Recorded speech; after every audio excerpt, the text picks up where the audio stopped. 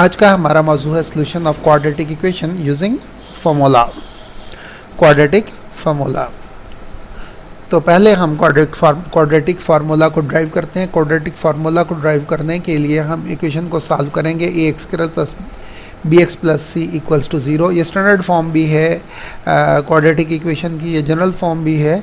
तो आइए देखते हैं कैसे इसे सॉल्व किया जाता है। सॉल्व करने से जो हमारे पास रिजल्ट आएगा उसे हम कहेंगे क्वाड्रेटिक फार्मूला, क्योंकि उसे जनरली हम किसी भी इक्वेशन को सॉल्व करने के लिए इस्तेमाल कर सकते हैं। A x square plus b x plus c, c को हम दूसरी साइड पे ले जाएंगे तो ये हो जाएगा माइनस सी। अब इसे हम बनाना चाहते हैं a square plus 2ab plus b square की शक्ल में। तो ये हमारे पास परफेक्ट स्क्वायर नहीं था। ए चूँकि परफेक्ट स्क्वायर नहीं है तो इसलिए इस ए से जान छुड़ानी पड़ेगी। इस ए से पूरी इक्वेशन को डिवाइड कर दिया तो ये बन जाएगा x square plus b upon a into x minus सी।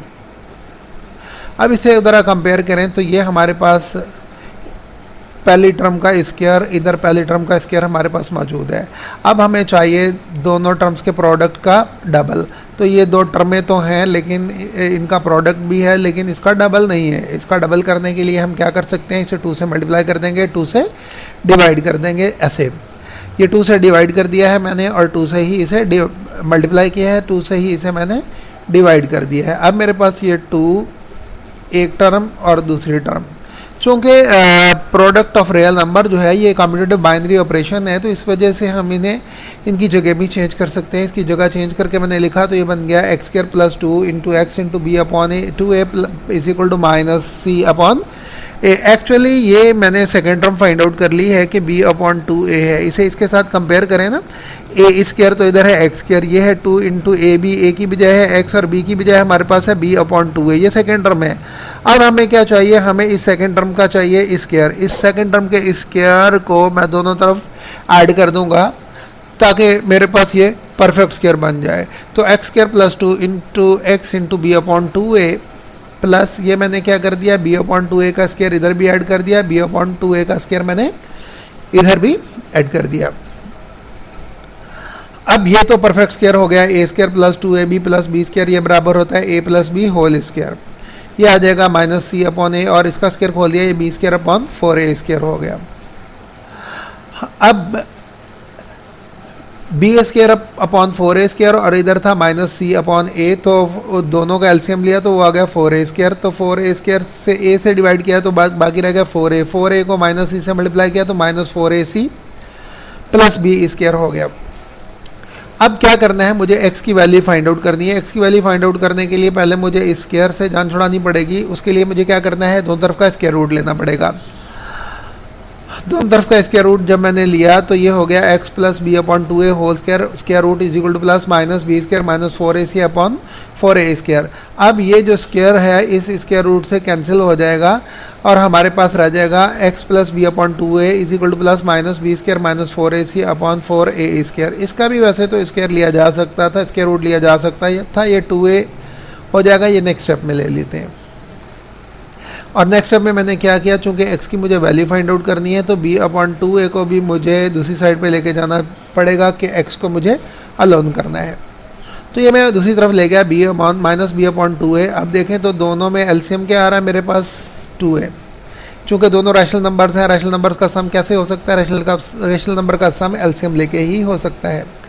तो ये हो गया x is equal to minus b plus minus b square minus 4ac upon 2a। ये कहलाता है हमारे पास क्वाड्रेटिक फॉर्मूला। अब इसे x की दो वैल्यूज हमारे पास आती हैं, एक इसे प्लस वाला साइन के साथ और एक इस माइनस वाले साइन के साथ लिख देने से x की ये दो वैल्यूज हमारे पास हासिल होती हैं। अब हम इसे यूज़ करते हैं, यूज़ करने का सलीका सीखते हैं, स्टेप्स देखते हैं क्या करना है। सबसे पहले तो हमें जो इक्वेशन दी गई होगी उसे हमने कन्वर्ट करना होगा स्टैंडर्ड फॉर्म में या जनरल फॉर्म की शक्ल में। अब स्टैंडर्ड फॉर्म में अगर नहीं है तो उसे पहले स्टैंडर्ड फॉर्म में कन्वर्ट कर लें, फिर उसे कंपेयर करें इस इक्वेशन के साथ ताकि आपके पास a, b और c की वैल्यूज़ हासिल हो सके। अब ये जो ए बी सी की वैल्यूज़ हमारे पास हासिल होंगी, इन्हें हम क्वाड्रेटिक फार्मूला में पुट करेंगे, फिर उसे हम सॉल्व करेंगे ताकि एक्स की वैल्यू हमारे पास आ जाए, और एक्स की वैल्यू जो है वही हमारे पास सोल्यूशन होता है। अब ये देखिए, ये हमारे पास इक्वेशन जो है ये पहले स्टैंडर्ड फॉर्म में है। अगर ये स्टैंडर्ड फॉर्म में ना होती तो इसे हम स्टैंडर्ड फॉर्म में लेके आते। पहले हम क्या करेंगे, इस इक्वेशन को कंपेयर करेंगे इस स्टैंडर्ड या जनरल फॉर्म इक्वेशन में, और कंपेयर करने से हमें पता चलता है कि 5x² को ax² से कंपेयर करें तो a की वैल्यू हमारे पास आती है 5, और bx को अगर -9x से कंपेयर करें तो b की वैल्यू हमारे पास क्या आती है, b की वैल्यू हमारे पास आती है -9, और c की वैल्यू इस तरह हमारे पास क्या आती है, c की वैल्यू हमारे पास आती है -2। अब इन वैल्यूज़ को जब हम क्वाड्रेटिक फार्मूला में पुट करते हैं तो क्वाड्रेटिक फार्मूला में यहाँ पे था हमारे पास माइनस, और ये b की वैल्यू हमारे पास क्या है -9, वो पुट कर दी। फिर b का स्क्वायर, b हमारे पास था -9, उसका स्क्वायर -4 फार्मूले वाला, ये a की वैल्यू 5 है, ये c की वैल्यू -2 है। हमें पता है कि -9 का स्क्वायर प्लस का 81 है, तो -9 का स्क्वायर हल किया तो प्लस का 81 आ गया, -2 को -4 से मल्टीप्लाई किया, हमें पता है माइनस इंटू माइनस प्लस होता है, तो ये हो गया प्लस का 8, और 5 वैसे ही लिख दिया है। नेक्स्ट स्टेप में मैंने क्या किया, 5 को 8 से मल्टीप्लाई किया, इन दोनों का मल्टीप्लिकेशन जो है वो है 40, और अब क्या करना है, 81 को 40 में ऐड करेंगे तो 121 आ जाएगा। ऐसे 121 का स्क्वायर रूट जो होता है वो होता है 11। तो x की दो वैल्यूज, एक प्लस के साथ एक माइनस के साथ, x हो जाएगा 9 + 11/10 यानी 20/10, और 9 - 11/10 यानी -2/10। 20/10 जो है वो हमारे पास आ जाएगा 2, और -2/10 आ जाएगा -1/5। तो 2 और -1/5 क्या होंगी, x की दो मतलूबा हमारी वैल्यूज़ होंगी, यही सोल्यूशन सेट होगा।